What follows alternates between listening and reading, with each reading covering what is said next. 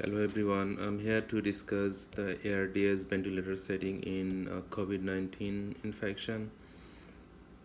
For a disclosure, I don't have anything to disclose here. This video is only educational and learning purpose. So in last video, I described as the difference between typical ARDS and COVID-19 ARDS. In short, ARDS is acute non-chronic lung condition, is bilateral patchy opacities due to secondary infection and inflammation, and of course rule out a cardiopulmonary edema.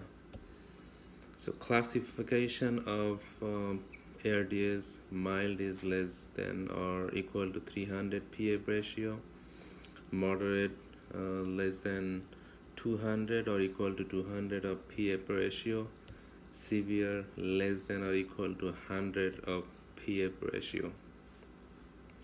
So everyone knows the ARDS ventilator setting is low tidal volume, target is 4 to 6 ml per kg, and high peak pressure ventilation and high FiO2 and titration as SpO2. So main complication of high pressure, positive pressure ventilation is barotrauma. So I'll show you some techniques and some adjustment to prevent barotrauma. So before that, I would like to discuss some physiological terminology. One is peak inspiratory pressure, other one is plateau pressure and peak pressure. So first, what is peak inspiratory pressure? Peak inspiratory pressure is the inspiratory pressure in whole inspiratory circuit that is created to drive the inspiration. It's called peak inspiratory pressure. End of the inspiration, the pressure is called plateau pressure, and end of expiration is called peak expiratory pressure, is PEEP, P-E-E-P. So if I show you a graph here, this is a ventilator screen. You'll see the graph, how it progresses. So first, a place of graph is, I'll show you, this is peak inspiratory pressure, and this is the baseline. So lung usually start after some residual volume. So this is the starting point. Then this is the inspiratory pressure. The peak place of the inspiration is called peak inspiratory pressure. End of inspiration, there is a plateau. This is called plateau pressure. After plateau pressure, the expiration begins and lung recoil into the baseline, and residual volume of the alveoli keeps the alveoli expanded. That is called peak end expiratory pressure. That's the peak pressure. So difference between plateau pressure and peak pressure is called driving pressure. So in this total inspiratory circuit, the peak inspiratory pressure should be less than 30. Plateau pressure also, our target is less than 30. Driving pressure, which is difference between plateau pressure and peak pressure, should be less than 15. So let's say a ventilator graph showing high peak pressure, peak inspiratory pressure less than 30. Let's say pressure is 38, PIP is 38. That means high pressure in inspiratory circuit or inspiratory anatomical area. So if the total inspiratory circuit has high pressure, then there's a high chance to get a barotrauma. Second one, plateau pressure. End of inspiratory pressure is called plateau pressure. If this plateau pressure is high, that means there is a chance to get barotrauma. Third one, the pressure difference between plateau pressure and peak pressure is driving pressure. If driving pressure is very high, then the high chance to develop barotrauma. So again, our target is peak pressure maintained below 30, plateau pressure around 30 or below 30, driving pressure should be less than 15. So high peak inspiratory pressure means high pressure in inspiratory circuit. High plateau pressure means high pressure at the end of inspiration, and the ventilator setting is high peak pressure to recruit the collapse alveoli, and second target is to maintain the alveoli expanded. Let's say a ventilator setting has peak pressure 18, FiO2 100%, and peak inspiratory pressure is 38, and plateau pressure is also high. So this scenario has high chance to develop barotrauma. So if we decrease the tidal volume, let's say initial tidal volume was 500, and with that 500, peak inspiratory pressure is 38 and plateau pressure is very high, then we can readjust the tidal volume 500 to less than let's say 350. So first target, decrease the tidal volume, optimize FiO2 to maintain optimal SpO2. Maybe that could be the solution to decrease peak inspiratory pressure and peak plateau pressure. In another contrast, let's say peak inspiratory pressure is normal, but peak plateau pressure is very high. So if inspiratory pressure is normal, means the inspiratory circuit, total anatomical or physiological conductive area, has normal pressure, but peak plateau pressure is high. This contrast means the elastic recoil capacity of alveoli is decreased. That means that alveoli is not compliant. So if individual peak plateau pressure is high but peak inspiratory pressure is within normal limit, that will indicate lung compliance is reduced. Lung compliance is reduced means that lung is a stiff lung. So ARDS lung is a stiff lung. It has decreased compliance. If I show you the relation between compliance and pressure change and volume change, so you see there is three conditions: atelectasis, optimal compliance, and over-distended. So in right side of this graph, this is the x-axis is PEEP and y-axis is compliance. So they said compliance equal to change in volume divided by change in pressure. Contrast, atelectasis as compliance is very low. This is the atelectasis feature. Compliance is very low.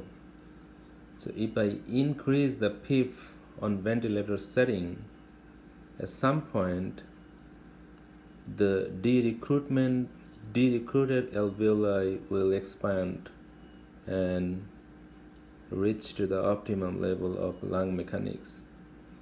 If I further increase PEEP level, the alveoli will over-distend.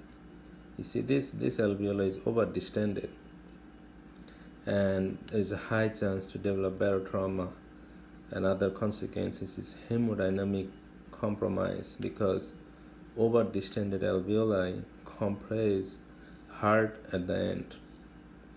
So our target of PEEP pressure maintain to optimum expansibility of alveoli, not too much, not too low. So that's the way we can readjust the PEEP pressure. I'll show you another contrast. This is another screen setup of ventilator. This is from a Puritan Bennett ventilator.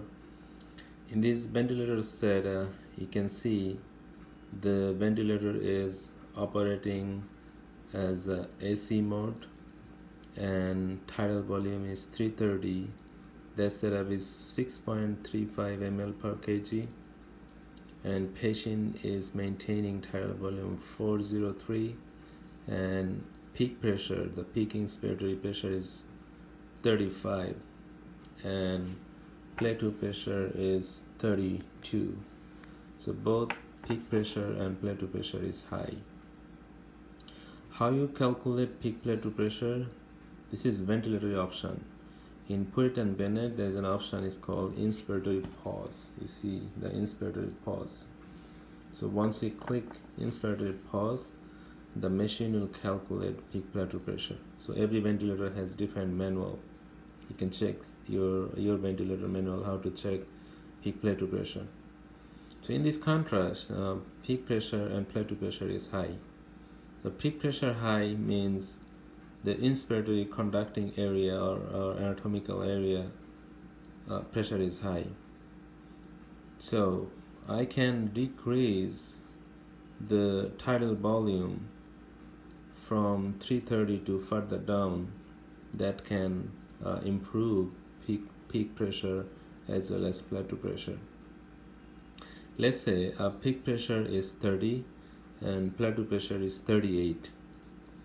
So peak pressure 30 means the inspiratory circuit pressure, inspiratory conducting area pressure is normal, but plateau pressure is high. That indicates the lung compliance is low, the lung is steep. So we have to optimize the lung compliance. Let's say if you decrease tidal volume but still patient peak pressure and plateau pressure is high, second choice could be very sedative drugs and paralytics. So how paralytics improve peak pressure and plateau pressure? Decreasing compliance, improving compliance as well as patient ventilator synchronization. So before synchronization, I would like to discuss what is ventilator desynchrony. So ventilator patient desynchrony means, let's say ventilator is set up tidal volume 350 and ventilator rate is 14, and patient is agitated, patient is overbreathing the vent, buckling the vent, and total respiratory rate, let's say 45, and tidal volume is 450. In that case, it means, let's say a ventilator is in inspiratory phase and patient is exhaling. So this is desynchronization. Ventilator is giving inspiration and patient is in expiratory mode on themselves. So that is very chance to get barotrauma as well. So in that case, we can use sedative drugs. Target is a Richter scale 4 or further, and second choice is paralytic agent.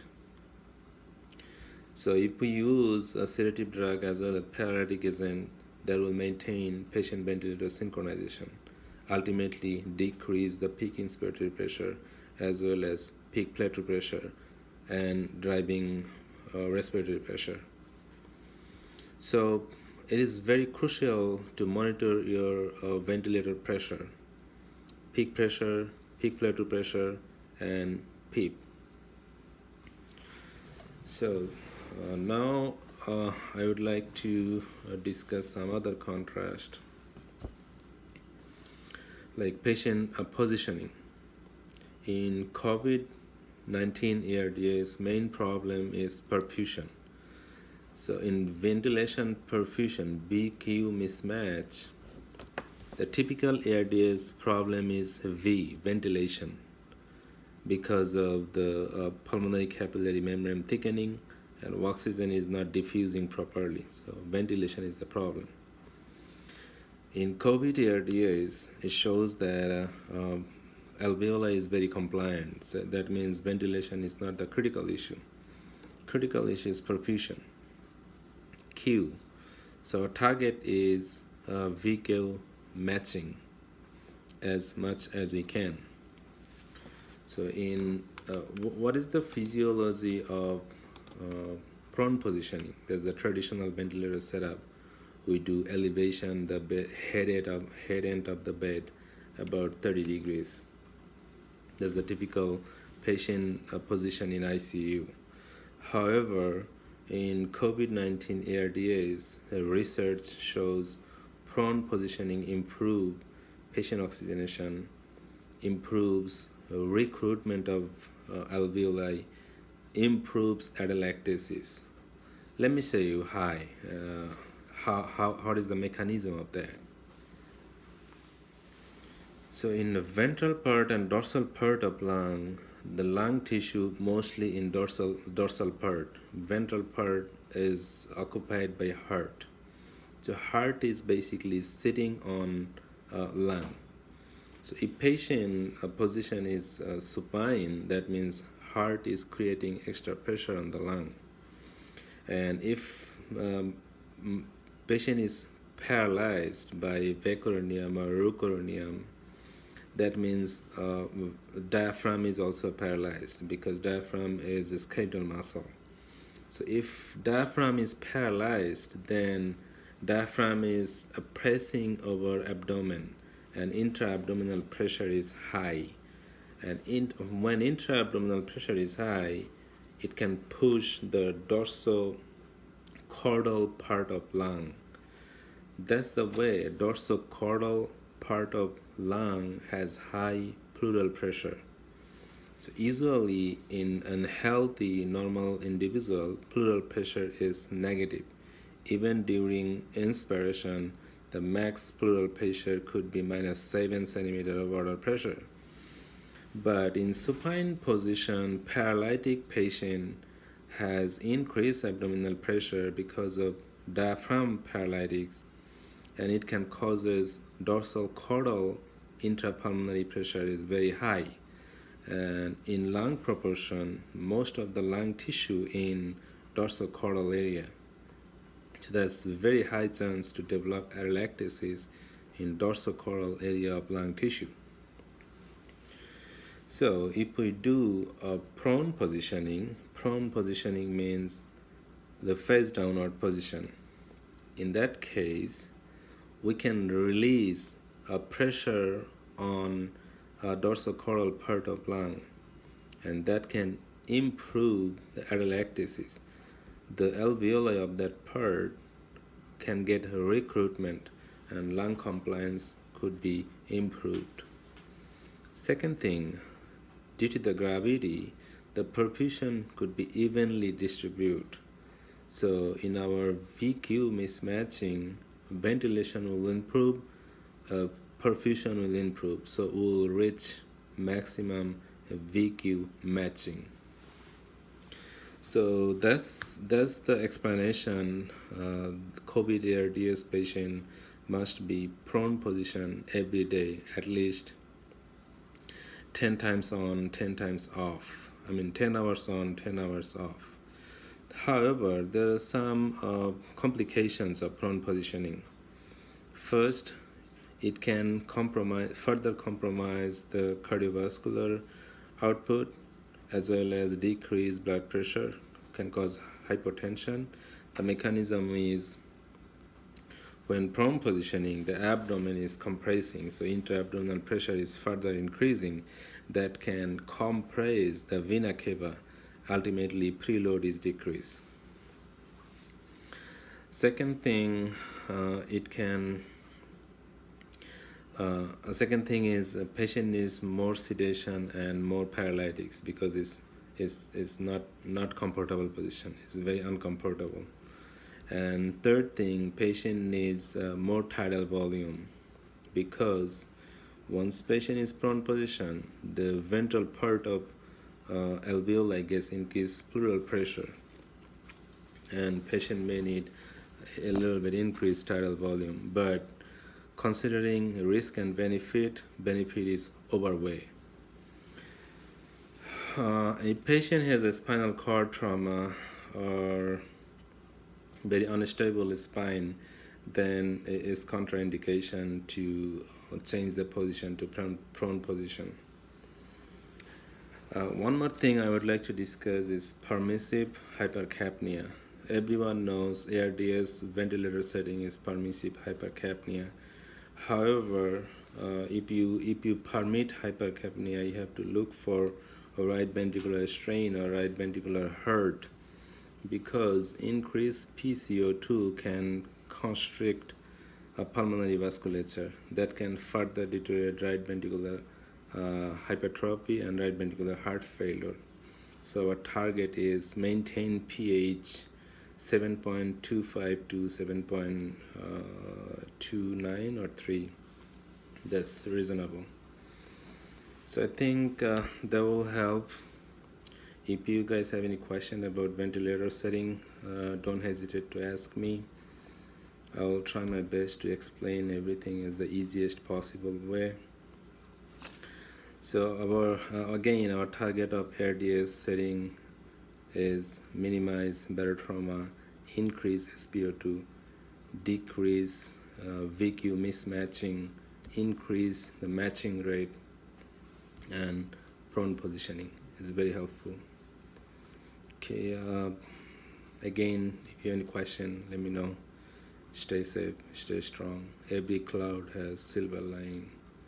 We'll overcome this. Thank you.